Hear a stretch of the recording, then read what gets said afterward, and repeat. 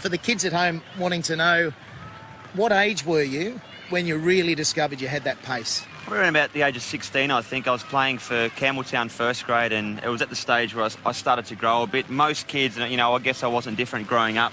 I grew very, very late, you know, in my sort of early teenage years, and it was about the age of 16 the ball started to fly through, and I thought, well, getting the ball around 150 kz. So. OK, well, let's get stuck into the emails. The first one is from Sam. He's 15, New South Wales. And the question, g'day, Brett, what advice do you have on bowling a great outswinger? And I've got to say, as an opening batsman, if you get a good outswinger, it's hard to face. Over to you. Well, it is hard to face, and I guess outswinger is my stock ball. Thank you, Slats, for the umbrella work. I always try to make sure the shiny side, yes, it could be a brand new ball, but you can still swing the older ball. But always shine one side, being on the right-hand side, opposite to the way that you want to swing it. My seam position was always straight down the line there. Some bowlers do hold the ball together. I hold the ball slightly apart. Whichever works for you is the best, but you've got to make sure that you get your fingers right behind the ball and the ball has to come out straight. So you've got to stand the seam up and give it every opportunity to swing. It is your stock ball, so it's your bread and butter. Make sure you get the ball on the right line. If you're bowling too wide, the ball starts outside of stump and swings away. You're going to waste the ball. So I always used to aim middle stump, try and swing the ball away, get that perfect nick. Action's very important as well. Now, with a side-on action, or classic side-on action, we'll go down and check out the feet, the lovely shoes here, the footwork. I tend to bowl a side-on action with your foot facing towards the batsman, your back foot parallel with the crease, and your hips, and also your shoulders in one line, and coming through with that perfect action.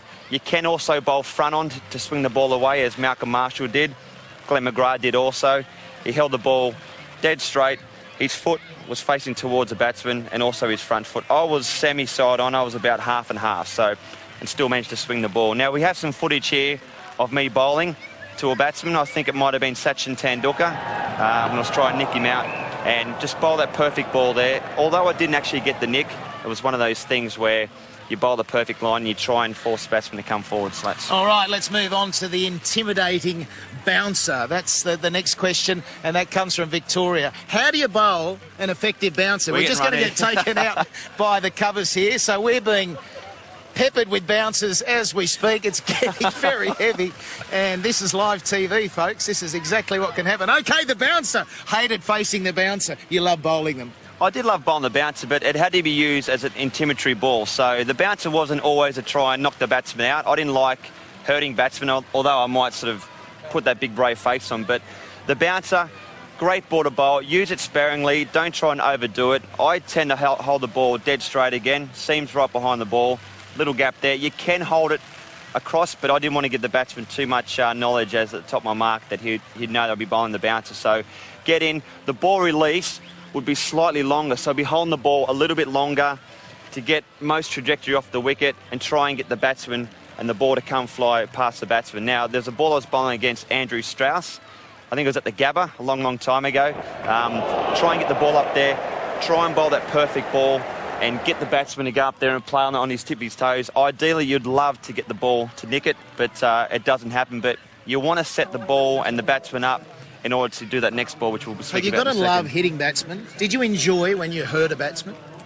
I'm a bit of a softie. No, I didn't. And as I said, you might put that big brave face on, but as long as the batsman didn't get hurt or didn't get injured, which sometimes they do, unfortunately, but, you know, they wear productive or protective clothing these days, so most batsmen are okay these days. And if you sit a batsman down, do you bowl it full the next one?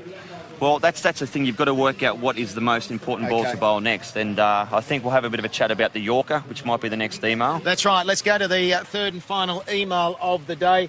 And it's from South Australia. Tim has said, I've been trying to bowl a nice ball and a full one. I'm looking for that unplayable Yorker. Can you help me? Well, the Yorker to me was one of my favourite balls to bowl. It's when you totally deceive the batsman. You run in, you've set the batsman up. So you've been bowling your stock ball, the outswing, as we've spoken about. You've bowled the bouncer sparingly. You're holding that Yorker back. As Mark Taylor has helped me out through my career, don't bowl the full ball and also the short ball too much. Use it sparingly.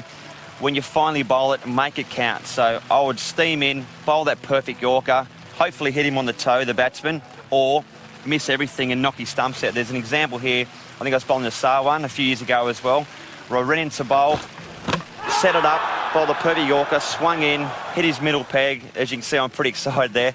But I'd set the batsman up and totally deceived the batsman. And with all the short forms of the game, T20, ODIs, Yorker's crucial.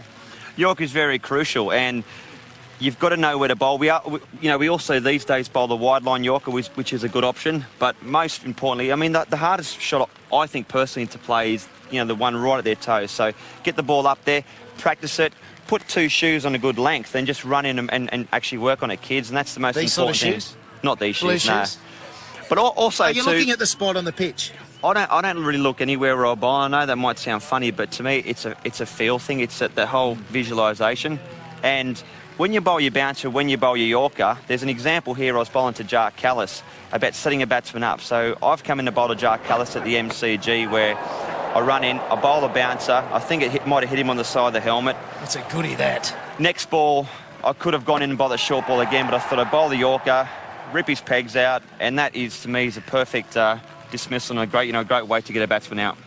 It makes a difference if you can bowl upwards of 145, though, doesn't it? And all these deliveries at pace. And I think that was the intriguing thing with you. Your Test cricket was outstanding. You're one of 4 to take over 300 wickets, but your one-day international accuracy, often the faster you bowl, the faster they can disappear to the boundary, but that didn't seem to be the case. So accuracy was a big thing for you. Yeah, look, I worked very hard in the nets, and I'd work for hours and hours on, as I said, putting 2 shoes on a good crease line length and try and knock those shoes with no batsman and try different things. Try bowling short balls nets, try bowling the ball out swinger. Shane Bond, a great bowler and has a fantastic one-day record. His stock ball was the in-swinger. So find out, kids, what works best for you, whether it's the out-swinger or the in-swinger, but definitely have a stock ball. OK, 3 things for the kids to take away from this. I think practice, most importantly, and as Heal said with all those P's, perfect practice is perfect, or is the best way to go about it. Have fun. It has to be enjoyable. It has to be a lot of fun. And most importantly, and strive. Try new things in the nets. Try, as I said, different balls, different ways to try and get a batsman out. But fast bowling's fun. It's hard work. But once you get it right, and as you see, when you bowl that perfect in-swinger, his stumps fly. It's the best feeling. And tough work in India, isn't it, where you don't get the bounce and the pace out of the pitch. And you don't see the screen wicket, no.